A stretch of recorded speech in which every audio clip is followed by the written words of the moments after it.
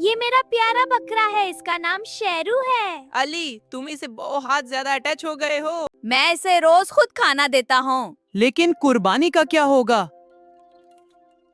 कुर्बानी मैं नहीं कर सकता। क्यों ना ली? ये तो जरूरी है। मुझे शेरू से बहुत प्यार है।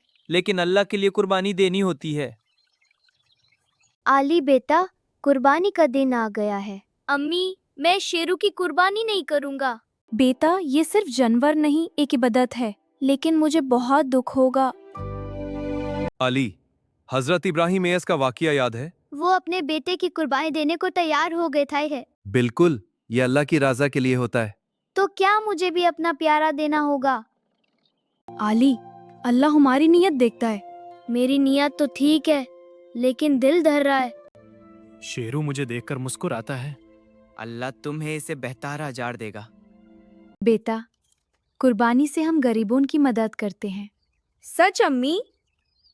हाँ, गोश्त सब में तकसीम होता है। तो लोग खुश हो जाते हैं। अगर अल्लाह के लिए है तो मैं तैयार हूँ। शाबाश अली। मैं इन हिम्मत करूंगा।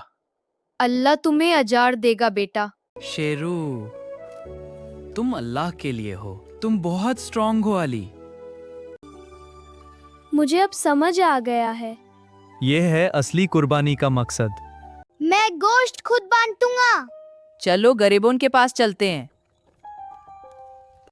ये लो, आपके लिए गोश्त। शुक्रिया भाई। मुझे बहुत खुशी हो रही है। देखा, अल्लाह के लिए देना सबसे आचा है। अब मैं समझ गया, कुर्बानी सिर्फ जानवर की नहीं होती। बल्कि अपनी मोहब्बत अल्लाह के लिए देनी होती है।